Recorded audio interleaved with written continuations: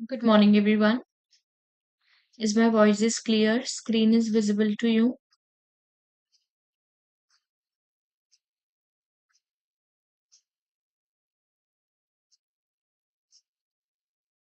Is everything clear, visible?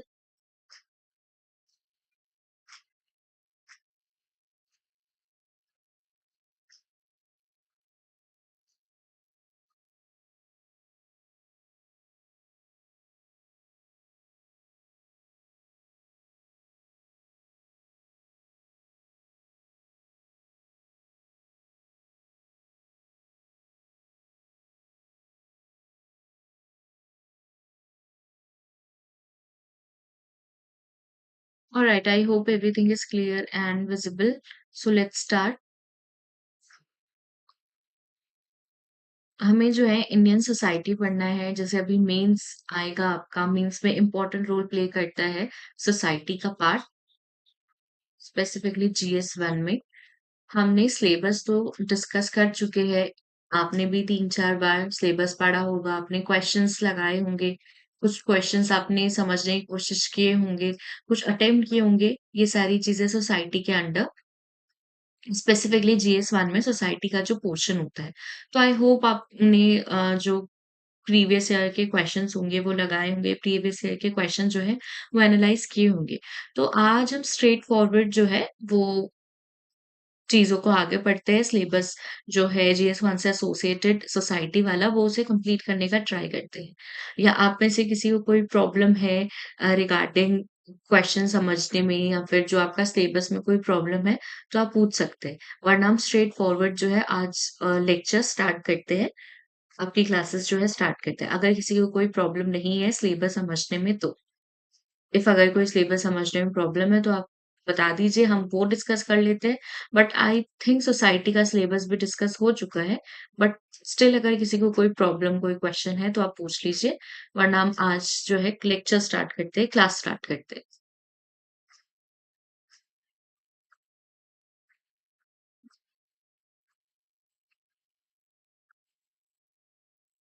Okay, alright, ठीक है। तो अगर आप अपना सिलेबस भी देखेंगे तो first salient feature of Indian society पूछा जाता है। ये आपका टॉपिक है ब्रॉडली हम जो टॉपिक्स है और उनके जो सब टॉपिक्स है उन्हें कवर करने की कोशिश करेंगे।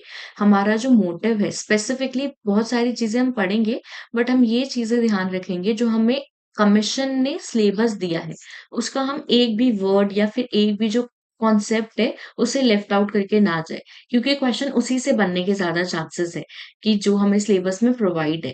तो हम फर्स्ट जो आप सोसाइटी का सिलेबस भी देखेंगे उसमें सेलिएंट फीचर्स पूछे गए हैं इंडियन सोसाइटी के। तो आज की जो क्लास है हम थोड़ी सी लाइट ही रखेंगे, बहुत ज्यादा चीजें जो इस salient feature of Indian society में वो बहुत ज्यादा चीजें आप ऑलरेडी पढ़ चुके हैं। अब देखिए अब मेंस के लिए क्या इंपॉर्टेंट हो जाता है, कॉन्सेप्ट आपने पहले भी इससे रिलेटेड सोसाइटी से रिलेटेड पढ़े होंगे, चाहे वो ह्यूमन ज्योग्राफी में हो गया, थोड़ा हिस्ट्री से एसोसिएटेड हो गया। कॉन्सेप्ट आपको क्लियर हो गया और बहुत डिफिकल्ट कॉन्सेप्ट नहीं है। बट हमें याद क्या करना है, इन कॉन्सेप्ट को जो है अब हमें थोड़े से मान लीजिए जो सोशियोलॉजिस्ट है, उनके व्यूज़ के साथ देखना है या फिर कुछ हिस्टोरियंस हैं, उनके व्यूज़ के साथ देखना है और वो हमें इन दोनों की हेल्प से एग्ज़ाम में लिखना है।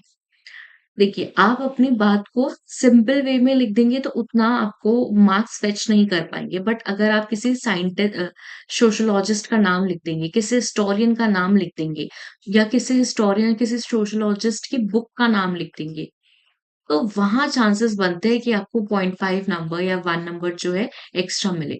और जो मेंस में कॉम्पिटिशन है वो एक सिर्फ़ ये 1-1 मार्क्स का ही है। 1 मार्क्स किस तरीके से फेच करे जा सकते हैं। तो हम ये सारी चीज़ें देखेंगे। ये आपका थोड़ा सिलेबस था, किस तरह के से हमें पढ़ना है, बट हम स्ट्रेट फॉरवर्ड जैसे आ जाते हैं। Salient feature of Indian society में सबसे पहले यूनिटी एंड डाइवर्सिटी देखा गया है। हमने बहुत बार पढ़ा है, हमारे कॉन्स्टिट्यूशन में लिखा है ये सारी चीज़ें कि यूनिटी एंड डाइवर्सिटी, बट इसका मेन थीम क्या है? इसे किस तरीके से जाना जा सकता है, समझा जा सकता है? क्वेश्चन किस तरीके से बनेंगे? यूनिटी एंड डाइवर्सिटी, सपोज़ आपको एक स्टेटमेंट दे देंगे कि कोई प्रॉब्लमेटिक सिचुएशन आपको दे देंगे कि यहाँ पे ये प्रॉब्लम देखी जा रही है। स्टिल आप कैसे बोल सकते हैं कि इंडिया में जो है यूनिटी है डाइवर्सिटीज़ को लेकर।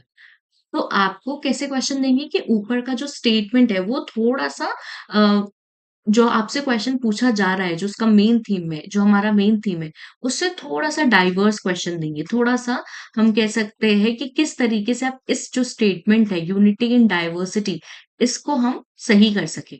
और आप प्लीज़ हम एग्ज़ाम में याद रखेंगे चाहे सिचुएशंस किस तरीके से भी हो, प्रॉब्लम बहुत सारी हो रही हो, बट हम बहुत ज़्यादा किसी एक्सट्रीम एंड में नहीं जाएँगे। हम बहुत ज़्यादा गवर्नमेंट को स्पेसिफिकली नाम लिख कर गवर्नमेंट को जो है क्रिटिसाइज़ नहीं करेंगे। आप उन्हें क्रिटिसाइज़ कर सकते हैं बट पूरा जो हमारा आंसर है वो क्रिटिसिज़्म पे नहीं जाना चाहिए। मैंने आपको ये पहले भी बात बोली है कि जिस तरीके का भी क्वेश्चन है, चाहे वो हमसे क्रिटिकली एनालाइज़ करने के लिए पूछ रहा है या बोल रहा है, बट हम जो अपना लास्ट का पार्ट है, कन्क्लूज़न वाला जो पार्ट है, वो ट्राई करेंगे कि वो पॉज़िटिव नोट पर ही एंड करें। तो अगर यूनिटी इन डाइवर्सिटी की बात है, तो इस तरीके से क्वेश्चन पूछ सकते हैं आपसे और स्पेसिफिकली ये मत सोचिए कि सोसाइटी क्योंकि करंट का भी पार्ट आ जाएगा एंड थोड़ा पोस्ट इंडिपेंडेंस से पहले भी का भी पार्ट आ जाएगा। ये सारा पार्ट आ सकता है। ज्योग्राफी से एसोसिएट करके सोसाइटी से क्वेश्चन पूछ सकते हैं, तो उन सबके लिए रेडी रहेंगे हम। तो यूनिटी एंड डाइवर्सिटी से क्या मतलब है हमारा कि इंडिया एक प्लूरलिस्टिक सोसाइटी है। प्लूरलिस्टिक सोसाइटी का क्या मतलब होता है कि जहाँ पे डाइवर्स सोसाइटी है। Diverse society. अब देखिए, अब अपने वर्ड्स को कैसे चूज़ करना है, ये भी बहुत इम्पोर्टेंट है। डाइवर्स सोसाइटी है या फिर बहुत सारी चीज़ों को लिखने से अच्छा हम प्लूरलिस्टिक सोसाइटी लिख देंगे। हाँ, बहुत फैंसी वर्ड्स का यूज़ नहीं करना है, बहुत easy language, lucid language use करनी है। बट कुछ ऐसे टर्म्स हैं, वो हम यूज़ कर सकते हैं। डाइवर्स सोसाइटी या कॉम्प्लेक्स सोसाइटी ये बोलने से अच्छा प्लूरलिस्टिक सोसाइटी इस तरीके से कुछ वर्ड्स का यूज़ करना है। हमें अपनी इंग्लिश जो है, जो हमारी ग्रामेटिकल इंग्लिश है, वो बहुत ज़्यादा फैंसी नहीं बनानी। बट हाँ, ऑफ़ कोर्स हम टर्म्स का यूज़ करेंगे। ऑफ़ कोर्स हम टर्म्स को इस तरीके से अपने आंसर में फिट करेंगे कि वो आंसर बहुत ज़्यादा फ्रेम्ड लगे। तो हम जैसे देख सकते हैं इंडियन सोसाइटी जो है प्लूरलिस्टिक सोसाइटी मतलब डाइवर्स सोसाइटी है, डिफरेंट ग्रुप है, जो डिफरेंट लैंग्वेज बोलते हैं, डिफरेंट रिलीजन को फॉलो करते हैं, डिफरेंट एथनिक ग्रुप्स है, अलग कास्ट है, क्लास है, तो उसे प्लूरलिस्टिक सोसाइटी बोलते हैं, डाइवर्स सोसाइटी बोलते हैं। तो इंडिया जो है वो डाइवर्स सोसाइटी है, जिसमें बहुत सारी हमें एथनिसिटी मिल जाएगी, लिंग्विस्टिक लैंग्वेजेज़ इतनी सारी है, रिलीजन इतने सारे हैं, अलग-अलग कास्ट डिवीजन है, लोग जो है वो रूरल, अर्बन ट्राइबल सेटिंग इन जगह पे रहते हैं। ये सारी चीज़ें जो हैं हमारी प्लूरलिस्टिक सोसाइटी को रिप्रेज़ेंट करती है।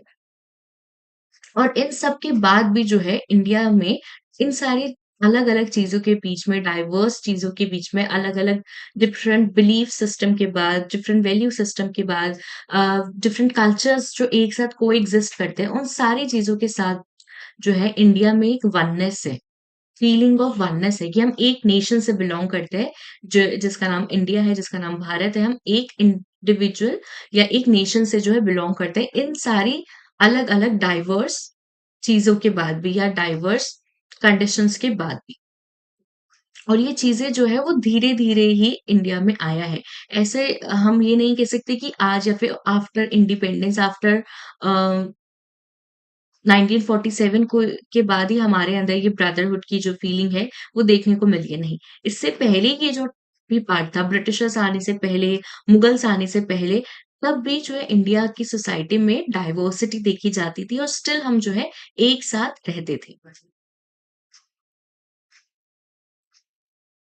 गवर्नमेंट ने आफ्टर इंडिपेंडेंस बहुत सारी चीज़ें ट्राई करी है कि अलग-अलग चीज़ों के कैसे देखिए, जैसे स्टेट जो है वो रीबिल्ट हुए, अलग-अलग न्यू स्टेट्स भी बने, बट इंडिया को एक रखा गया।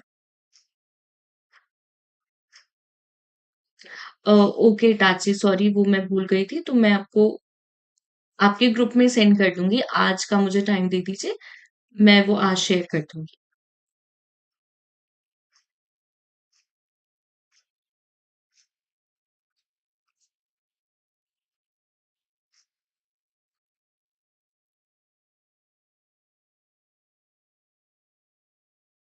तो गवर्नमेंट ने भी ये ट्राई किया है कि किस तरीके से जितनी भी अलग-अलग डाइवर्सिटी है, अलग-अलग बिलीफ सिस्टम है, कल्चर्स है, उन्हें एक साथ कैसे लेके आए। मतलब हर कल्चर जो है वो अपने आप में यूनिक है, बट ये सारे कल्चर जो है एक साथ आके नेशन का बिल्ड करना चाहिए, जिसमें हमें यूनिटी दिखानी है। अब ये नहीं कर सकते हम कि अगर हमें यूनिटी एस्टैब्लिश करनी है, तो सिर्फ़ हमें एक कल्चर को ही फ़ॉलो करना है या फिर एक लैंग्वेज को भी फ़ॉलो करना है। ये बहुत डिफ़िकल्ट हो जाता है। स्पेसिफ़िकली अगर हम इंडियन सोसाइटी की बात करें, बहुत सा चाहे हम हिस्ट्री देखें, हम अपना ग्लोबलाइज़ेशन के बाद सारी चीज़ें देखें, बहुत सारी चीज़ें ऐड ऑन हुई है हमारी कंट्री में, बट स्टिल हम अलग-अलग कल्चर, अलग-अलग रिलीजन, कास्ट, क्रीड से फ़ॉलो करते हुए भी एक नेशन से बिलॉन्ग करते हैं। अब देखिए, सबसे इम्पोर्टेंट चीज़ है कि सोसाइटी क्या है? हम इंडियन सोसाइटी की बात करें, इंडियन सोसाइटी को पढ़ रहे हैं, तो सबसे हमारा इम्पोर्टेंट है कि सोसाइटी क्या है? अब देखिए, हमारे लिए अलग सोसाइटी है, आपके लिए अलग सोसाइटी है, बट इम्पोर्टेंट क्या है? इम्पोर्टेंट है कि हम उस सोशियोलॉजिस्ट का यूज़ करें सोसाइटी के समझने में और हम एग्ज़ाम में ये चीज़ें फ़ॉलो करें। देखिए, जैसे एक सोशियोलॉजिस्ट थे पीटर एलबर्ग। वो किस तरीके से सोसाइटी को डिफाइन करते हैं, ये हमारे लिए इम्पोर्टेंट है। आपके लिए डेफिनेशन ऑफ सोसाइटी डिफरेंट हो सकती है, मेरे लिए सोसाइटी की जो डेफिनेशन है वो डिफरेंट हो सकती है। बट हम इतने इम्पोर्टेंट नहीं है कि हमारी चीज़ें जो है मेंस के आंसर में लिखी जाए। तो हम क्या लिखेंगे इन सोशियोलॉजिस्ट के नाम।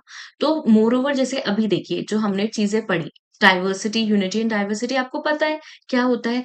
आपने सारी चीज़ें पढ़ी है ऑलरेडी या फिर कॉमनली भी हमें पता है।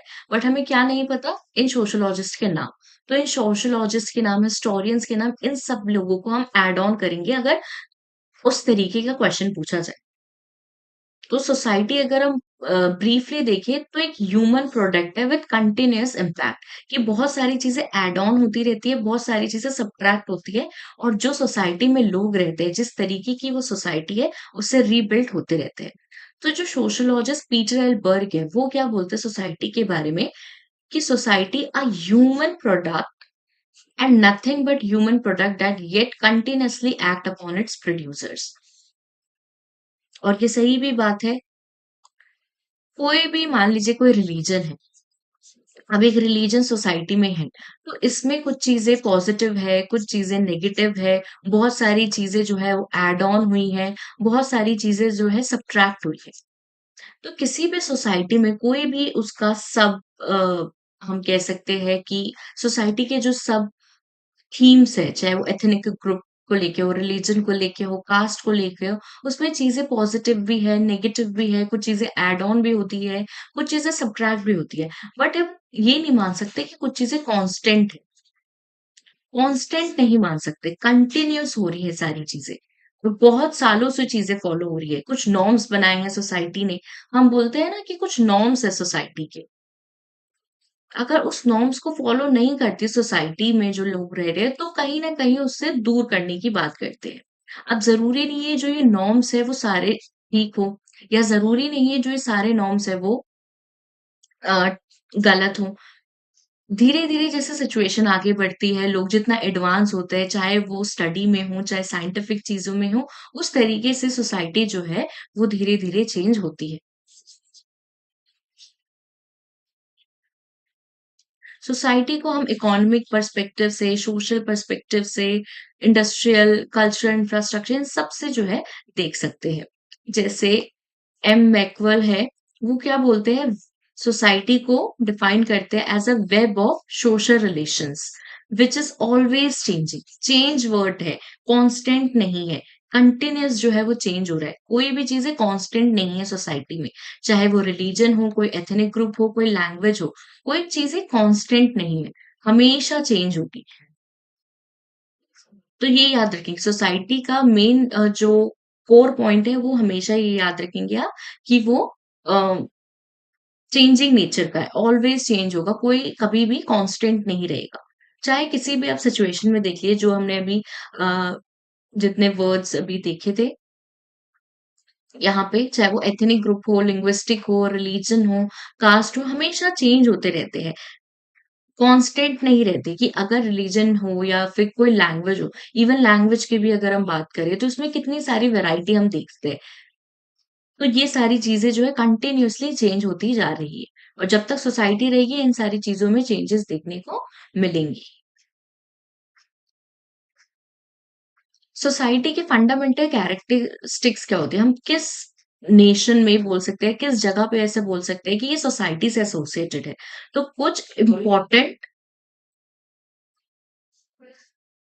कुछ इम्पोर्टेंट चीज़ें हैं सोसाइटी से एसोसिएटेड, उनकी कैरेक्टरिस्टिक्स से एसोसिएटेड, जैसे पॉपुलेशन।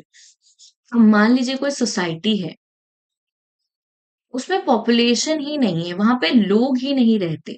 ज़रूरी नहीं एक नेशन की ही बात करें, एक स्टेट की भी बात हो सकती है, एक ट्राइब की भी बात हो सकती है ना? इसमें 3-4 चीज़ें एसोसिएटेड होंगे, बट पॉपुलेशन होना तो ज़रूरी है, लोग होने तो ज़रूरी है, देन टेरिटोरियल बेस होना ज़रूरी है, कि ठीक है, जैसे अगर हम इंडिया की बात करें, तो एक ज्योग्राफिकल बाउंड्री है, एक टेरिटोरियल बाउंड्री है, वहाँ पे पॉपुलेशन भी है, टेरिटोरियल बेस भी है, म्यूचुअल अवेयरनेस भी है, कि हम इस नेशन से बिलॉन्ग करते हैं, हमारी कुछ ये सोसाइटिकल नॉर्म्स है, इस तरीके से हमें सारी चीज़ें करनी है। Then shared culture. अब देखिए, कल्चर एंड रिलीजन बहुत डिफरेंट चीज़ है। रिलीजन एंड कल्चर को जो है हम साथ नहीं लेंगे। एक पार्ट है रिलीजन का कल्चर या कल्चर में रिलीजन का एक पार्ट है, बट दोनों जो है सिमिलर नहीं है। सपोज दो कोई ए रिलीजन फॉलो कर रहा है, कोई बी रिलीजन फॉलो कर रहा है, बट स्टिल उनके जो कल्चरल बिलीफ है वो सेम हो सकती है। कल्चरल बिलीफ में कल्चर मतलब क्या होता है? Way of life. सपोज कोई ए रिलीजन बी रिलीजन से फॉलो करता है, मान लीजिए फूड हैबिट्स की ही एग्जांपल ले लीजिए, तो ज़रूरी तो नहीं है कि जो पर्टिकुलरली एक रिलीजन से बिलॉन्ग करता है, उसकी और दूसरे की जो फूड हैबिट्स है वो मैच नहीं कर सकती।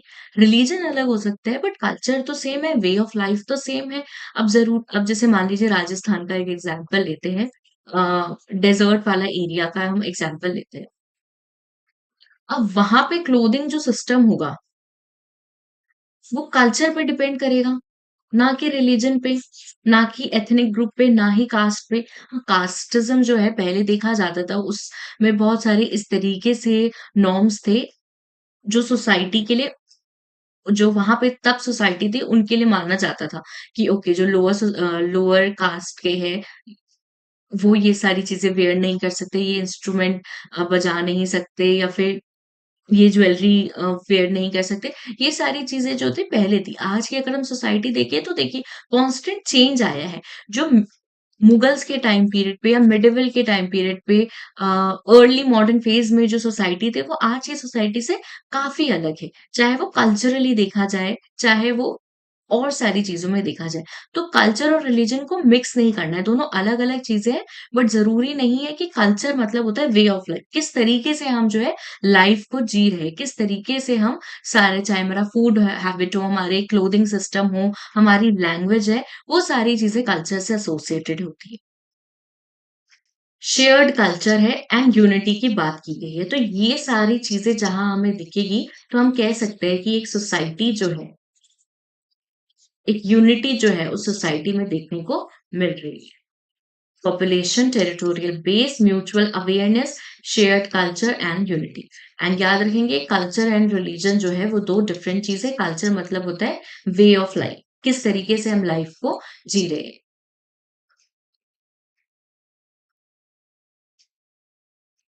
इंडियन सोसाइटी के फीचर्स क्या-क्या हैं? ऐसा माना जाता है कि इंडिया का जो कल्चर है, इंडिया की जो सोसाइटी है वो कंपोज़िट कल्चर से मिलके बनी है। बहुत सारी चीज़ों को एक साथ लेके अलग-अलग चीज़ों में एक्सपेरिमेंट किए गए हैं और फिर हमारा जो है सोसाइटी या कल्चर बना है। अब देखिए, हमारा जो कल्चर है, जो इंडियन सोसाइटी है, वो एंशिएंट टाइम पीरियड पे काफ़ी अलग होगी। जब आर्यन्स थे, नॉन आर्यन्स थे, उनके लिए कल्चर, उनके लिए सोसाइटी बहुत अलग थी। उनके पास जो डिवीज़न था, वो अलग था, पढ़ने की चीज़ें जो थी, वो अलग थी। जैसे हम देखेंगे जो सोसाइटी थी उस टाइम पीरियड पे, वहाँ पे 4 ग्रुप्स का डिवीज़न देखा गया था, on the basis of occupation. कि ऑक्यूपेशन के बेसिस पे और फिर जैसे-जैसे वैदिक एज खत्म हुआ या फिर लेटर वैदिक फेज़ आया, तो ऑक्यूपेशन के बाद बर्थ के नाम पे सारी चीज़ें होने लगी। डिवीज़न ऑफ सोसाइटी जो है वो बर्थ के नाम पे होने लगी, है ना? एक फेज़ यहाँ पे चला था इंडियन सोसाइटी का, एंशिएंट टाइम में एक अलग फेज़ चला था। पर जब हम मिडिवल की बात करते हैं या फिर 12th सेंचुरी के बाद की बात करते हैं जब मुगल्स आए थे, तो एक न्यू रिलीजन, एक न्यू कल्चर जो है वो अपने साथ लेके आए। फिर वो इंडियन सोसाइटी में अडैप्ट होता गया। तो वो सारी चीज़ें अलग हुई, मिक्सिंग हुई चीज़ों की, मिक्सिंग हुई लैंग्वेजेज़ की, मिक्सिंग हुई कल्चर की, मिक्सिंग हुई थॉट्स की। तो अगर हम एंशिएंट की बात करें, तो इंडिया जो है वो काफ़ी अलग था। मिडिवल 12th सेंचुरी की बात करें, तब इंडिया बहुत अलग था। मिक्सिंग काफ़ी ज़्यादा हुई, रिलीजन हो, कल्चर हो, लैंग्वेज हो, स्टडी से चीज़ें एसोसिएटेड थी। तो ये सारी चीज़ें अलग देखी गई। देन जब ब्रिटिशर्स आए, जब ब्रिटिशर्स इंडिया में आए, तब भी ये सारी चीज़ें बहुत अलग हुई। एक न्यू रिलीजन जो है इंडिया में इंट्रोड्यूस हुआ, न्यू कल्चर इंट्रोड्यूस हुआ, इंग्लिश लैंग्वेज इंट्रोड्यूस हुई। लोगों को पता चला कि उनके साथ प्रॉब्लम्स क्या हो रही है, ब्रिटिशर्स कैसे अलग है, यूरोपियन कंट्रीज़ कैसे अलग है। तो कंटीन्यूअस चेंज आया। ऐसे नहीं है कि जो हम एंशिएंट में फॉलो कर रहे थे, वो आज भी हम फॉलो कर रहे हैं। बट ये भी बात बिल्कुल हम नेग्लेक्ट नहीं कर सकते कि बहुत सारी एंशिएंट की ऐसी चीज़ें होंगी, जो हम आज भी फॉलो कर रहे हैं। कुछ ऐसे रिचुअल्स हो गया मान लीजिए, कोई ऐसे वर्शिप की चीज़ें हो गई, कुछ ऐसे नॉर्म्स हो गए, कुछ लैंग्वेजेज़ में ऐसे पार्ट हो गए जो हम एंशिएंट का फॉलो कर रहे होंगे। बट बहुत सारी चीज़ें होंगी जो आज हम उसे फॉलो नहीं कर रहे। तो कंटीन्यूअस चेंज के साथ-साथ रिवॉल्व भी हो रहे हैं और बहुत सारी चीज़ों को अडॉप्ट करके, अडैप्ट करते हुए भी चल रहे हैं। और अगर आज की सिचुएशन देखें, ब्रिटिशर्स के बाद जब हमें इंडिपेंडेंस मिला, आज की हम सिचुएशन देखें, तो बहुत सारी चीज़ों में चेंजेस के साथ-साथ डिफरेंसेस भी आए हैं। और स्टिल हम क्या करते हैं, जितनी भी अलग-अलग चीज़ें हैं, जितनी भी डिफरेंट चीज़ें हैं, उसको एक साथ लेके चलते हैं, एक साथ हम यूनिटी बनाए रखने की कोशिश करते हैं। तो देखिए, अगर इससे क्वेश्चन बनेगा, तो कैसे क्वेश्चन बन सकता है? इससे 2-3 चीज़ों को मिक्स करके आपसे क्वेश्चन बन सकता है। अब देखिए, वहाँ पे हम सेग्रीगेट नहीं कर पाएँगे। मेंस में हम सेग्रीगेट नहीं कर सकते हैं। अ, सपोज़ कभी-कभी ऐसा होता है कि जीएस 2 का टॉपिक जो है वो जीएस 1 से एसोसिएट होके क्वेश्चन पूछा जाएगा जीएस 2 के एग्ज़ाम में। तो आपको ओवरऑल सारे सब्जेक्ट की पे अच्छा डिमांड होना चाहिए, अच्छी ग्रैप्स होनी चाहिए। तो इस टॉपिक से अगर आपसे क्वेश्चन पूछा जाए तो आपसे पूछ सकते हैं कि सोसाइटी इतना डिफरेंट होने के बाद भी यूनिटी में कैसे है? या फिर आपसे पूछ सकते हैं कि कंपेयर करके देखिए कि मिडल की सोसाइटी और आज की सोसाइटी में क्या डिफरेंस देखने को मिल रहा है? क्या सोसाइटी ज़्यादा अच्छी है? तो आपसे इस तरीके के क्वेश्चन पूछ सकते हैं। वो देखिए इन सारे क्वेश्चन्स आप प्रिपेयर ही नहीं कर सकते। वो आपको उसी टाइम पीरियड पे ब्रेनस्टॉर्म करना होगा, चीज़ें लिखनी होगी। बट उसके लिए आपको ये जो बेसिक चीज़ें हैं, वो पता होनी चाहिए। एटलीस्ट आपको पता होना चाहिए कि मिडिवल में चेंजेस कैसे आए थे। ये सारी चीज़ें आप मोर ओवर चीज़ें पढ़ चुके होंगे, बट उसे सोसाइटी के साथ, लोगों के साथ सोसाइटी मतलब क्या? लोगों के साथ एसोसिएटेड करके चलना है या करना पड़ेगा। देन अगर डायमेंशन देखें हम, तो अलग-अलग डायमेंशन देखने को मिलते हैं। एथनिक इंडियन सोसाइटी, लिंग्विस्टिक है, अलग-अलग क्लास है, पैट्रियार्कल है, ये सारी चीज़ें हम आगे पढ़ेंगे। तो अगर हम मल्टी एथनिक इंडियन सोसाइटी की बात करें, तो सोसाइटी सिर्फ़ एक चीज़ों से तो नहीं मिली, अलग-अलग चीज़ों से मिली है। एथनिक ग्रुप को या एथनिसिटी क्या होती है? कि हम किस जगह से बिलॉन्ग करते हैं, हमारे एंसेस्टर्स कैसे थे, वो सारी चीज़ें हम देखते हुए चलेंगे। जो यूजुअली लोग हैं वो कॉमन लैंग्वेज यूज़ करते हैं, कॉमन डायलेक्ट यूज़ करते हैं। इनकी जो हिस्ट्री है वो सेम है, सोसाइटी, कल्चर और नेशन जो है वो सेम है। अलग-अलग चीज़ें देखते हैं बट आज की अगर हम डेफिनेशन के देखें या आज से हम कंपेयर करें तो वो काफ़ी डिफरेंट थी। आज हम नहीं कहते कि आप किस एथनिक सोसाइटी से या किस एथनिक ग्रुप से हैं। बट हिस्ट्री की अगर हम बात करें तो हमें पता होता है हम किस जगह से आए हैं, हम हमारी कौन-सी कॉमन लैंग्वेज है। मान लीजिए कोई नॉर्थ का पर्सन है, नॉर्थ इंडिया है, उसका बर्थ नॉर्थ में हुआ है, बट वो जाके कहाँ पे अब उसकी मान लीजिए जॉब लग गई या फिर बहुत काफ़ी जो 3-4 जनरेशन है वो साउथ इंडिया में रह रहे हैं। तो ऑफ कोर्स उनको उनकी लैंग्वेज तो समझ आएगी, उनको पता चलेगी कि न्यू लैंग्वेज जो अवेयर होंगे उनसे। बट अगर उनसे पूछा जाए कि आप एथनिकली कहाँ से हैं? तो उन्हें पता होगा कि उनके जो रूट्स है, जो उनके एंसेस्टर्स है, वो नॉर्थ इंडिया से थे। तो बस हमें जानने के लिए आज इतना यूज़ नहीं होता। अगर हम सोसाइटी की भी बात करें, हम मोर ओवर हम किसी से ये नहीं पूछते कि आपके एंसेस्टर्स कहाँ से थे। हम बस नॉर्मली ये पूछ लेते हैं कि आप ओके, आप किस स्टेट से हैं, या फिर आप स्टेट में भी अगर हम पूछ रहे हैं तो किस डिस्ट्रिक्ट से, यही सारी चीज़ें पूछते हैं। हम ये तो नहीं पूछते कि आपके फोरफादर्स कहाँ से थे, आपका एथनिक ग्रुप क्या है, या फिर नॉर्मली हम पता लगा लेते हैं कि ठीक है, किसी का सरनेम इस तरह का है, या वो इस जगह से है, तो मे बी इस जगह से आया होगा। बट इतना ज़्यादा इन सारी चीज़ों पे देखा नहीं जाता। अब देखिए, इसमें आपको क्या याद रखना है, ये कुछ इम्पोर्टेंट पॉइंट्स है। लिंग्विस्टिक ग्रुप हो गया, नेशनल हो गया, रेशियल, रीजनल, रिलीजियस। सिर्फ और सिर्फ नाम पढ़ते हुए चलिए। बहुत ज़्यादा चीज़ें इसमें भी याद नहीं रखनी है। नाम याद कर लीजिए। जैसे लिंग्विस्टिक है, तो लैंग्वेज जो शेयर्ड लैंग्वेज होगा, शेयर्ड डायलेक्ट होगा, जो शेयर्ड स्क्रिप्ट होगी, वो सेम होगी। एग्ज़ाम्पल है इसके French and Canadians, not that important for our exam at least. Nationality की बात करेंगे, जो शेयर्ड पॉलिटी या नेशनल आइडेंटिटी, जो कॉमन नेशनल चीज़ें हैं, वो शेयर करते होंगे। फिज़िकल अपीयरेंस, मान लीजिए कलर हो गया, फेस स्ट्रक्चर हो गया, बॉडी स्ट्रक्चर हो गया, वो भी डिपेंड करती है कि आप किस जगह से बिलॉन्ग कर रहे हो, क्योंकि उस तरीके के ही आप लोगों के साथ रहे होंगे, वही आपके जीन के अंदर आए होंगे, है ना? तो वो सारी चीज़ें भी डिपेंड करती हैं। तो ये चीज़ें बस एक बार रीड करते हुए पढ़िए, ज़्यादा उसमें एथनिसिटी में इतना ज़्यादा डीप नहीं जाएँगे, बट ठीक है, कुछ चीज़ें जो है आपको पता होनी चाहिए, वो याद रखेंगे। फिर लिंग्विस्टिक बात करें, इंडियन सोसाइटी जो है मल्टी लिंग्विस्टिक है। अगर हम देखें, ऐसा बोला जाता है कि हर 10 किलोमीटर पे, 10 और 100 I am not very sure, या तो 10 है या तो 100 में भी, 10 तो बहुत छोटा हो जाएगा, 100 ही होगा आई गेस। तो हर 100 किलोमीटर पे जो है डायलेक्ट चेंज होते हैं, लैंग्वेजेस चेंज होती है, बोलने के तरीके चेंज होते हैं। मान लीजिए अगर हिंदी ही है, तो वो अलग-अलग जगह पे अलग-अलग तरीके से बोली जाती है ना? है तो सेम लैंग्वेज, बट डायलेक्ट अलग है। इंडियन कॉन्स्टिट्यूशन की ही बात करें, तो ऑफिशियली हम देखेंगे कि इतनी लैंग्वेजेस है। स्टिल अब देखिए, इतनी ये सारी चीज़ें आपको, ये सारी वैराइटीज़ आपको पढ़ने की क्यों ज़रूरत है? क्योंकि अगर क्वेश्चन आया कि ये इतनी सारी डिफरेंसेस के बाद, इतनी ज़्यादा अलग डाइवर्स सोसाइटी के बाद भी क्यों इंडियन सोसाइटी को as a unity in diversity देखने को मिलता है, या हम देख सकते हैं। ये सारी चीज़ें आपको हेल्प करेगी। यहाँ पे एग्ज़ाम्पल दे पाएँगे। हिंदी को ऑफिशियल लैंग्वेज भी बोला जाता है, बट इसके साथ-साथ 22 लैंग्वेजेस और भी है, जो अलग-अलग स्टेट जो है वो यूज़ कर सकते हैं। मोर देन 1600 लैंग्वेजेस जो है इंडिया में बोली जाती है। 1600 इज़ सो मच, मतलब बहुत ज़्यादा नंबर है 1600 की अगर हम बात करें। जैसे मैंने बोला ना, अलग-अलग स्टेट में एक ही लैंग्वेज को अलग-अलग तरीके से बोला जाता है, अपना फ्लेवर देते हैं। मान लीजिए अगर आप राजस्थान में जाएँगे, अगर वो हिंदी भी बोल रहे हैं, तो वो अलग तरीके से बोलेंगे। उनका वो जो कल्चर है, जो उन्होंने इतने टाइम से साथ रहे हैं, उन्होंने जो पढ़ाई की है, उस तरीके से देखी जाएगी।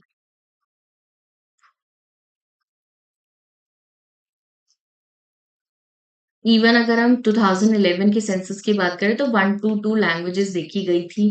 इंडो यूरोपियन लैंग्वेज है, द्रविडियन लैंग्वेज है, ऑस्ट्रो एशियाटिक लैंग्वेज है, तिब्बतन बर्मीज़ लैंग्वेज है। ये सारी जो है लैंग्वेजेज़ के अंडर आती है। बस हमें थोड़ा-थोड़ा याद रखना है, बहुत ज़्यादा चीज़ें याद नहीं रखनी, क्योंकि डिस्पाइट इतनी सारी चीज़ें होने के बाद, देखिए, अगर प्रैक्टिकली देखें, जीएस 1 है, 3 सब्जेक्ट या 4 सब्जेक्ट इसमें हम देख सकते हैं। हिस्ट्री भी है, सोसाइटी भी है, देन आपका ज्योग्राफी भी है, हिस्ट्री में भी वही 3 चीज़ें हैं, देन पोस्ट इंडिपेंडेंस है, और इस बार तो वर्ल्ड हिस्ट्री भी है। तो हमें सारे सब्जेक्ट को इक्वली देना है। तो याद रखिए वो सारी चीज़ें जो आपको कोरिलेट करने में हेल्प करें। सोसाइटी जो है हिस्ट्री के साथ कोरिलेट हो सकती है, पोस्ट इंडिपेंडेंस के साथ थोड़ा कोरिलेट हो सकती है। तो ये इस तरीके से हम याद रखेंगे। मल्टी क्लास की बात करें, मल्टी क्लास इंडियन सोसाइटी है, बहुत सारी क्लासेस है, चाहे वो इकोनॉमिक बेसिस पे हो, सोसाइटिकल बेसिस पे हो, तो हम इन बेसिस पे देख सकते हैं, चाहे एजुकेशन के बेसिस पे हो, प्रॉपर्टी के बेसिस पे हो, तो अलग-अलग क्लास जो है हम देखने को मिलते हैं। देखिए, यहाँ पे एक इम्पोर्टेंट पर्सन है कार्ल मार्क्स। तो अगर मल्टी क्लास या क्लास की बात आएगी सोसाइटी में, तो हम कार्ल मार्क्स का जो है ये कोट लिख सकते हैं, जिसमें उन्होंने कहा है, man is a class animal that is his status, age, education, etc. are not the same in the society. ये इम्पोर्टेंट है आपके लिए। ये सारी चीजें आपने ऑलरेडी पढ़ चुके होंगे। आपको पता है कि क्या होता है क्लास का मतलब। बट हमें याद क्या रखना है? ये चीजें। जो इम्पोर्टेंट ऑथर्स है, इम्पोर्टेंट पर्सनैलिटीज है, इम्पोर्टेंट सोशोलॉजिस्ट है, उनके नाम हमें याद रखने हैं। ये इम्पोर्टेंट हो जाते हैं। क्योंकि अगर ये चीज, अब मान लीजिए क्लास पे कोई क्वेश्चन आया, मल्टी क्लास पे कोई क्वेश्चन आया,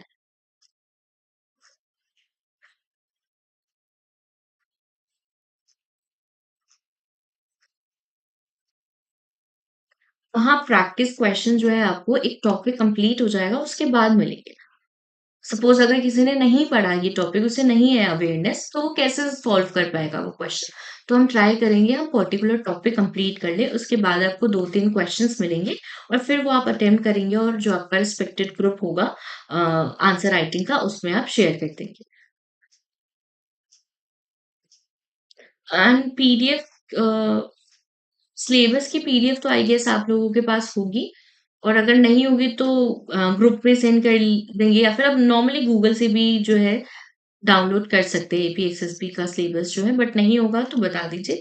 मैं ट्राई करूंगी कि आज जो है आपको सब टॉपिक्स दे दूं कुछ।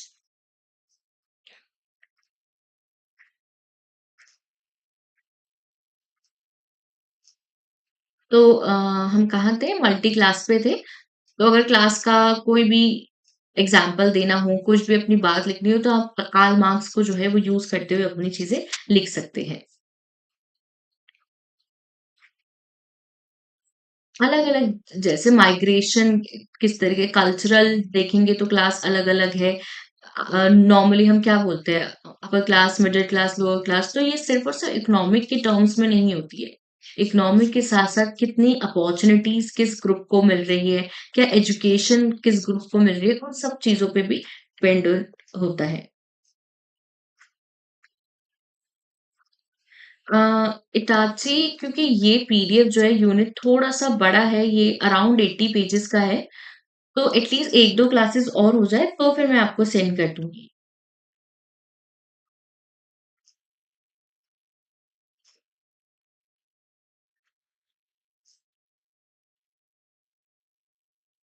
नेक्स्ट है पेट्रियार्कल सोसाइटी। अब देखिए पेट्रियार्कल का मतलब सबको पता है क्या होता है कि जहाँ पे जो मेल है, जो मेन है, जो मेल डोमिनेंस जो है वो दिखाया जाता है। प्राइमरी पावर जो है वो लेते हैं या फिर एन्जॉय करते हैं ग्रेटर स्टेटस विमेन से। अब देखिए बहुत सारी सोसाइटीज़ है, बहुत सारे कल्चर्स है जो जहाँ पे अभी भी ये चीज़ें फॉलो होती है पेट्रियार्कल सोसाइटी जो है देखते हैं जहाँ पे मेल डोमिनेंस जो है वो देखा जाता है कि जो फैमिली का पर्टिकुलर फैमिली की अगर हम बात करें जो मेल पर्सन है वो ही सारी पावर्स को रखता है या फिर जो भी डिसीजन लेने होते हैं जो मेजर डिसीजन लेने होते हैं वो मेल लेता है। आज भी बहुत इंडिया की ही बात करें तो मेल डोमिनेंस सोसाइटी देखी जाती है, पेट्रियार्कल सोसाइटी देखी जाती है। सिस्टम चेंज हो रहा है धीरे धीरे। अब देखिए प्रॉब्लम क्या है विमेन जो है सोसाइटी में उनकी पोजीशन बहुत लोअर है। ठीक, ऋग्वेदा से मान लेते हैं हम स्पेसिफिकली उनकी पोजीशन जो है वो डिक्लाइन होती जा रही थी। आफ्टर इंडिपेंडेंस हम ये नहीं एक्सपेक्ट कर सकते कि इनकी सिचुएशन एकदम से moral large by and large बहुत ज्यादा अच्छी हो जाएगी। अब इसके लिए क्या है सोसाइटी को गवर्नमेंट को साथ मिलके ऐसे काम करना पड़ेगा जिससे वुमेन की जो पोजीशन है वो अपलिफ्ट हो पाए। अब देखिए गवर्नमेंट अपने तरीके से काम कर रही है कि बहुत सारे जो उनके साथ प्रॉब्लम थी उन सबको रिड्यूस करने का काम कर रही है। बट अगर सोसाइटी में जो मेल मेंबर्स है वो ही ये सारी चीजों को नहीं समझेंगे, वो ही इक्वालिटी नहीं देंगे, तो प्रॉब्लम क्रिएट होगी। अब मान लीजिए बहुत सारी ऐसी सोसाइटी हम देखते हैं जहाँ पे कोई भी पावर की बात हुई, कोई भी डिसीजन मेकिंग की, स्पेसिफिकली डिसीजन जो है, पेट्रियार्कल सोसाइटी में अगर हम मोर ओवर देखें, जो डिसीजन मेकिंग की पावर होती है, वो मेल मेंबर्स के पास होती है। आई नो नॉर्थ ईस्ट में ये सारी चीज़ें थोड़ी-सी अलग है, बट हम क्योंकि सोसाइटी पढ़ रहे हैं तो एक पार्ट के बारे में नहीं पढ़ रहे, तो हमें पूरे तरीके से समझना पड़ेगा कि ये किस तरीके से अलग है।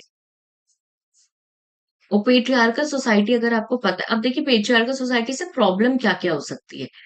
इट मीन्स कि जो डिसीजन लेने की पावर है सिर्फ मेल के पास होगी तो क्या होगा? अगर मेल के पास ये पावर है तो वुमेन की जो पावर्स है वो कहीं न कहीं डिक्लाइन होगी। इनके साथ जो है हम कह सकते हैं वायलेंस देखने को मिलेगा क्योंकि कुछ वुमेन्स तो होगी ना जो चाहेगी कि उनको उनके राइट्स मिले। तो जब वो अपने राइट्स के लिए खड़ी होगी तो वायलेंस देखने को मिलेगा। अभी भी बहुत ज़्यादा ऐसे सोसाइटीज़ है, रूरल एरियाज़ है, इवन अर्बन एरियाज़ में भी ये सिचुएशन जो है वो देखने को मिलती है। पेट्रियार्कल सोसाइटी में जो मेल मेंबर्स है वो सोसाइटी में एंड अपनी फैमिली में डिसीजन मेकर्स होते हैं। उनकी जो पावर है, उनकी जो पोजीशन है वो सुपीरियर होती है। सुपीरियर किस बेसिस पे है? जेंडर के बेसिस पे। ये भी याद रखेंगे, सुपीरियर है जेंडर के बेसिस पे। इस बेसिस पे नहीं है कि वो ज़्यादा अर्न करके ला रहे हैं या इस बेसिस पे नहीं है कि वो ज़्यादा एजुकेटेड है। ये सारे क्राइटेरियाज़ नहीं है, क्राइटेरियाज़ क्या है? सिर्फ़ और सिर्फ़ जेंडर। और इवन इन सारी चीज़ों की वज़ह से ही अर्निंग पावर है या एजुकेशन पावर है वो वुमेन्स की कम करी जाती है। ऐसा बोला जाता है कि इनको एजुकेशन नहीं देना है या फिर अर्न जो है वो कम करेंगे। अभी भी बहुत ज़्यादा जो कंपनीज़ है उसमें भी ये डिस्क्रिमिनेशन जो है वो देखा जाता है। एजुकेशन के बेसिस पे कितने हम चीज़ें या फिर कितनी चीज़ें हम न्यूज़पेपर में सुनते हैं, आस-पास अगर आप लोगों ने नहीं देखी है तो ये सारी चीज़ें अवेयर रहिए। अब ज़रूरी नहीं है आपसे आपके एरिया से एसोसिएटेड क्वेश्चन पूछेंगे, मोर ओवर वो इंडिया से क्वेश्चन पूछेंगे, इंडियन सोसाइटी से क्वेश्चन पूछेंगे। तो पेट्रियार्कल का क्या बेसिक मीनिंग होता है वो आपको पता होना चाहिए। जो ग्रेटर स्टेटस है वो वुमेन से ज़्यादा एन्जॉय करते हैं। तो बस आप ये याद रखिए कि ये जेंडर के बेसिस पे डिस्क्रिमिनेशन किया जा रहा है या जेंडर के बेसिस पे जो मेल मेंबर है उन्हें वुमेन के या फीमेल के कंपैरिज़न में ऊपर रखा जा रहा है। हर चीज़ में चाहे वो जॉब हो, एजुकेशन हो, राइट्स हो, डिसीजन मेकिंग की पावर है इन सब में।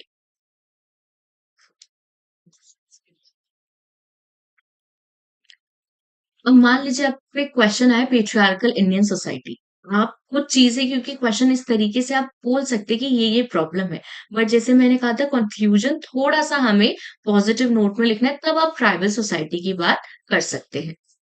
जहाँ पे मैट्रिलिनियल सोसाइटी है, जहाँ पे वुमेन जो है उनका डिसीजन मेकिंग का पावर है ज़्यादा या फिर उनको राइट्स मिले हुए हैं। तो हम इस तरीके से जो है अपने आंसर को थोड़ा-सा हम कह सकते हैं अगर क्रिटिकली पूछा गया तो 70% आप क्रिटिसाइज़ करके 30% ये भी बता सकते हैं कि हमारे इंडिया में कुछ ऐसी भी सोसाइटीज़ हैं, जहाँ पे वुमेन को राइट्स दिए गए हैं या वुमेन की जो डिसीजन मेकिंग पावर है, वो बताई गई है, बनाई गई है। बहुत सारे जगह पे अगर हम पेट्रियार्कल इंडियन सोसाइटी की वजह से हम ये नहीं कह सकते कि इंडियन सोसाइटी पेट्रियार्कल नहीं है।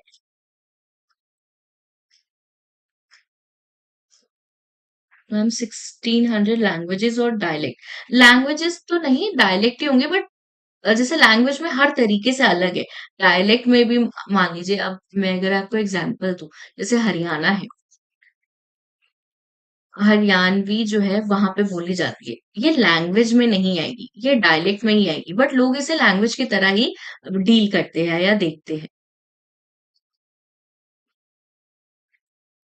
आई थिंक वो 1600 थोड़ा ज्यादा है आई थिंक 160 होगा मैं एक बार चेक करके आपको जब ये पीडीएफ दूंगी वो देख लूंगी तो इसलिए मैं एक बार वो पीडीएफ 3-4 बार रीड आउट होके फिर आपको भेजूँगी। वैसे आई थिंक वो 1600 बहुत ज़्यादा ही हो जाएगा। आप सही है 160 होगा तब भी मैं एक बार चेक कर लूँगी।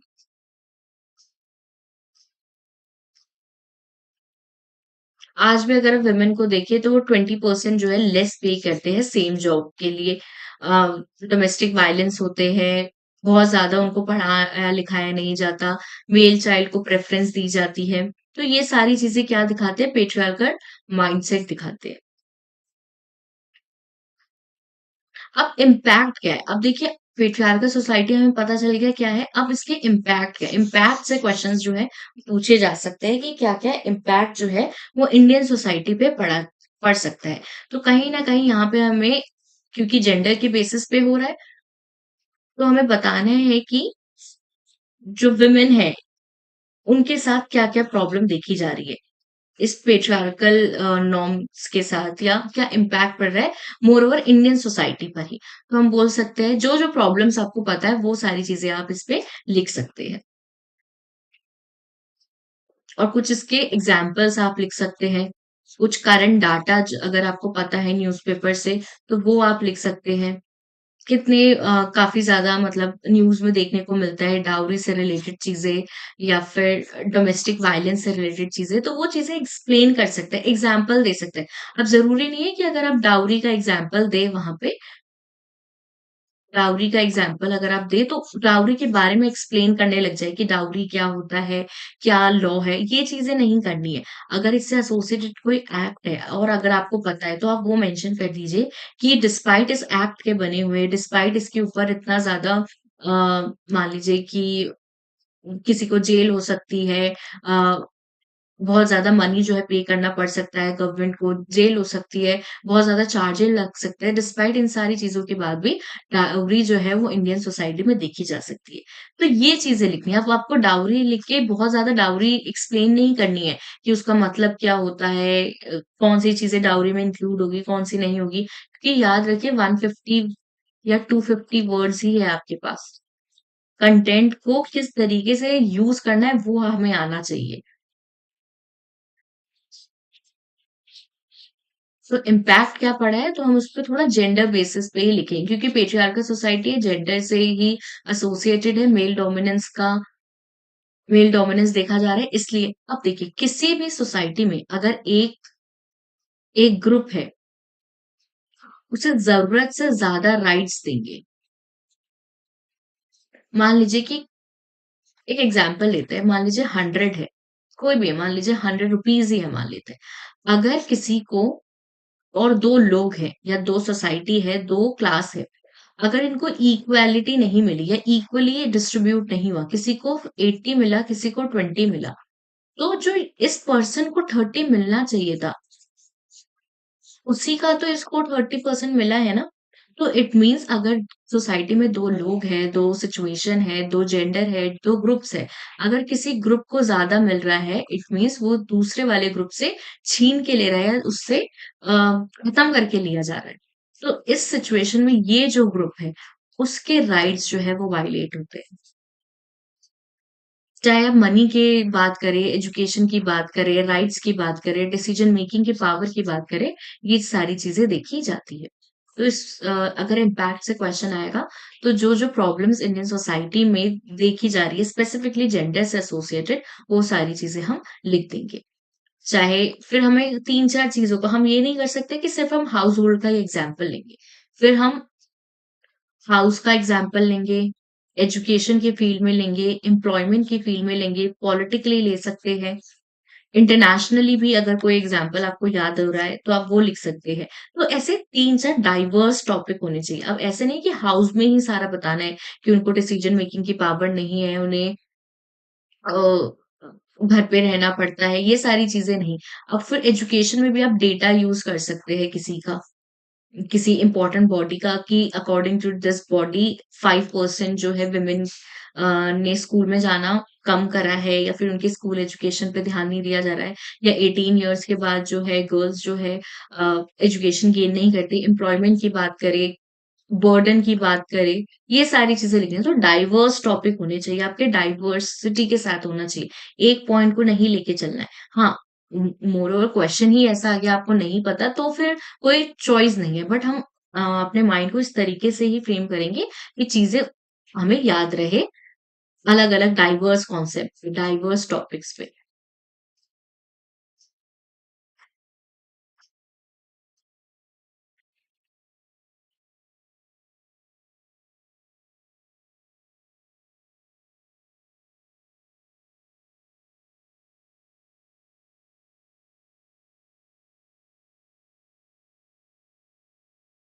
अब जैसे कुछ एग्जाम्पल्स हम दे सकते हैं जो हमारे सेज थे शंकराचार्य, उनके एग्जाम्पल देखिए। ये जो लीडर्स है ये आपको जो पीडीएफ में मिलेगी ना, तो आप ये जो इम्पोर्टेंट लीडर्स है उनसे एसोसिएटेड जो चीजें हैं वो अपने नोटबुक में लिख लीजिए या फिर ए4 साइज शीट्स पे लिख लीजिए, जिससे आपको एग्जाम्पल कोट करने में हेल्प मिले।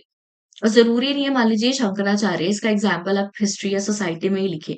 आप इनका एग्जाम्पल पॉलिटी में भी लिख सकते हैं, स्वामी विवेकानंद है, इनके एग्जाम्पल आप एथिक्स में भी यूज़ कर सकते हैं। तो इस तरीके से हमें चीज़ें याद रखनी है और यूज़ करने हैं अपने एग्जाम्पल को। हम ज़्यादा से ज़्यादा हम 50 प्लस एग्जाम्पल्स को याद कर लेंगे, 50 पर्सनैलिटीज़ को याद कर लेंगे। हम 1000 तो नहीं याद कर सकते, हमारी कैपेसिटी भी कम है, मंथ्स भी कम है, टाइम भी कम है। तो ये देखना है कि हमें उन चीज़ों को पिकअप करना है जो हम 2-3 जगह एटलीस्ट 2 2 सब्जेक्ट में यूज़ कर पाएँ। चाहे कुछ भी हो, चाहे वो एनवायरनमेंट ज्योग्राफी हो, चाहे वो पॉलिटी हिस्ट्री हो, सोसाइटी हिस्ट्री हो, 2 सब्जेक्ट एटलीस्ट उन टॉपिक्स को ही या उन एग्ज़ाम्पल्स को ही हम पिक करेंगे। हे तुला तो कसा ठेवला जेव्हा तुला टाकायचं आहे का? तो वळ्यात तो आम्ही काढून एक-एक दिवसात तो काढून टाकतो तो. इम्पोर्टेंस क्या है यूनिटी इन डाइवर्सिटी की?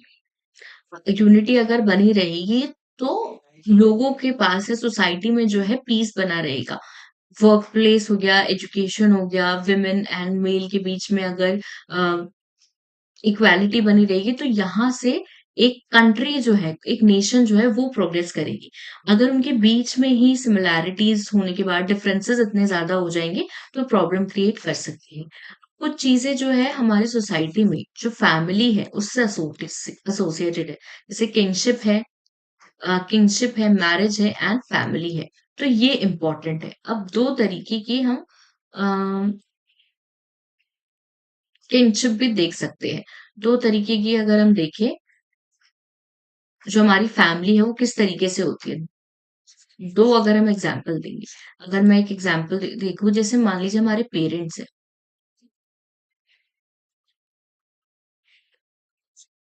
उनके साथ हमारा कैसा है ब्लड रिलेशन है। जो हमारे सिबलिंग्स हैं, उनके साथ हमारा ब्लड रिलेशन है। तो हमारा एक फैमिली के अंदर आते हैं। तो 2 तरीके की फैमिली होती है। एक तो ब्लड रिलेशन वाली और एक फैमिली होती है जो मैरिज के थ्रू मान लीजिए सही हुई है। जैसे जो पेरेंट है, जो हमारे मॉम-डैड है, जो हमारे पेरेंट्स हैं, वो तो सेम ब्लड रिलेशन से नहीं आते, बट ये एक फैमिली से एसोसिएटेड है। तो जो किंगशिप है, फैमिली है, ये 2 चीज़ों से एसोसिएटेड होती है। एक होती है ब्लड रिलेशन वाली और एक होती है मैरिटल फॉर्म से जो होती है, मैरिज फॉर्म से जो होती है। तो जैसे हमारे पेरेंट्स हैं, वो ब्लड रिलेटेड नहीं है, बट हमारे जो सिबलिंग्स हैं, वो ब्लड रिलेटेड है। फिर कुछ नॉर्म्स होती है सोसाइटी में, किस तरीके से हमें मैरिज करनी है या फिर किस पार्ट में हमें मैरिज नहीं करनी है, जैसे पहले चलता था बहुत कि कास्टिज़्म देखा जाएगा, रिलीजन देखा जाएगा, वो धीरे-धीरे कम हो रहा है। बट आज भी अगर हम सोसाइटी में देखें तो ब्लड रिलेशन में नहीं होती मैरिज। मान लीजिए कोई आपका कोई आपकी सिस्टर है या फिर जो ब्रदर है, ये सोसाइटी के नॉर्म्स है। ये पहले से तो नहीं थे, ये सोसाइटी ने ये चीज़ें बनाई, फिर साइंटिफिकली हमें कुछ चीज़ें पता चली एंड फिर साइंस ने जब प्रोग्रेस किया तब हमें इन सारी चीज़ों का बेसिक नॉलेज जो है पता चला। बट पहले से ये चीज़ें हो रही थी कि ब्लड रिलेशन में मैरेजेस नहीं करानी है, प्रोहिबिटेड है। ये आपने चीज़ें पढ़ी भी होगी। फैमिली कैसे बनते हैं जब बहुत सारे लोग एक साथ एक फैमिली में एक हाउस होल्ड के नीचे रहते हैं, एक छत के नीचे रहते हैं, वो same culture, same religion, same identity follow करते हैं। बहुत ज़्यादा कम, मतलब हम मोर ओवर बेसिकली अगर जर्नली हम देखा जाए तो हम क्या देखते हैं कि एक फैमिली मेंबर है, अगर उसमें 4 मेंबर्स हैं तो सारे एक ही कल्चर फॉलो कर रहे हैं, फूड हैबिट सबकी एक है, रिलीजन एक फॉलो कर रहे हैं, तो एक फैमिली से एसोसिएटेड ये लोग हो जाते हैं। तो 2 तरीके की किनशिप भी देखी जाती है, एफिनियल एंड कॉन्sanguineal। तो जो कॉन्sanguineal होता है वो होती है रिलेटेड बाय ब्लड। तो इसके नाम याद रख सकते हैं आप। रिलेटेड बाय ब्लड जैसे हम अपने सिबलिंग्स का एग्जांपल लेंगे एंड एफिनियल में जैसे जो मैरिज से आते हैं, जैसे हमारे पेरेंट्स हैं, उनके ब्लड रिलेशन तो सेम नहीं है, वो अलग-अलग है। मदर आपकी किसी और फैमिली से है, फादर आपके किसी और फैमिली से है, बट ये फैमिली के अंडर आए हैं मैरिज करके। और ये जो है, ये रिलेटेड जो सिबलिंग्स है, वो रिलेटेड टू ब्लड ही है। तो 2 किनशिप जो है, वो देखी जाती है और स्पेसिफिकली एफिनियल एंड कॉन्sanguineal किंगशिप है। 2 तरीके की है, एक है बेस्ड ऑन मैरिज और एक है बेस्ड ऑन ब्लड। जैसे पेरेंट्स एंड चिल्ड्रन जो होंगे, उनके बीच में कॉन्sanguineal किंगशिप होगी क्योंकि ब्लड रिलेटेड है, बट पेरेंट्स आपस में नहीं होंगे।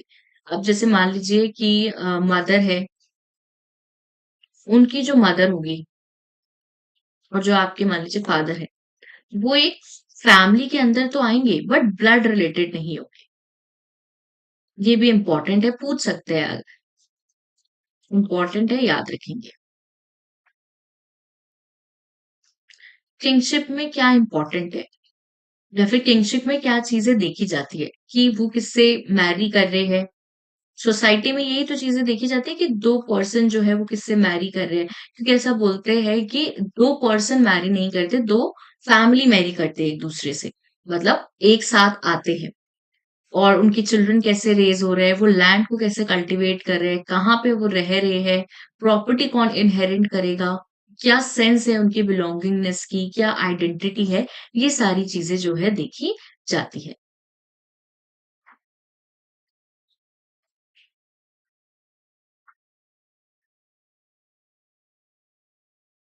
क्या सोशल बॉन्ड्स हैं, मतलब ये थोड़ा-सा मैरिज से एसोसिएटेड चीज़ें हैं।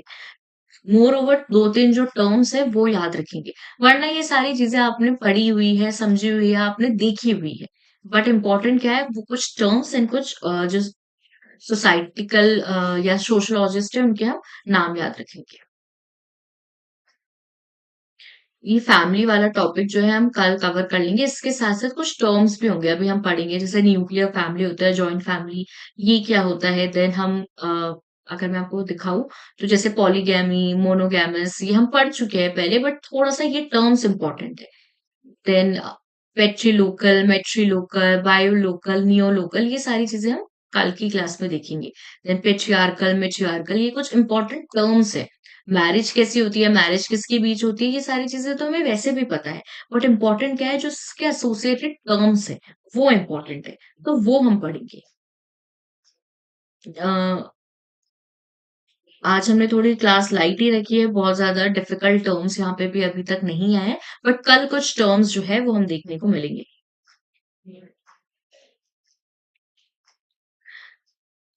हिस्ट्री में कौन-कौन से पर्सनैलिटीज़ को फ़ोकस करने से ठीक है।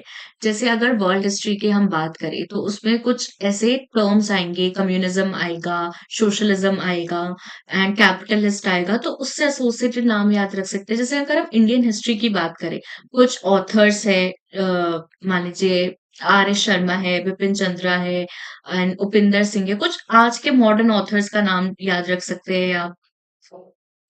उनके ऑथर्स की नाम याद रख सकते हैं अपना आंसर स्टार्ट करने से पहले। अगर पर्सनैलिटीज़ की बात करें जो इम्पोर्टेंट पर्सन है, जैसे अशोका हो गया, उसका नाम याद रखना है।